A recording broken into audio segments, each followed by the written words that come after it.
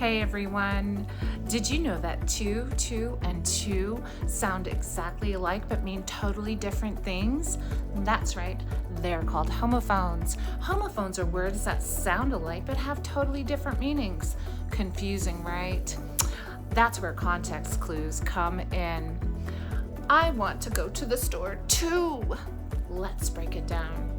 To shows direction, like go to the store, and to means also. You can tell by the context.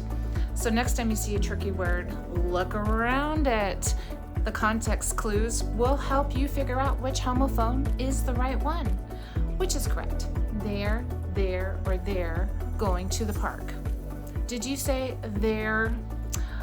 Nailed it. That's correct. They're short for they are. Homophones don't stand a chance when you have context clues. See you next time.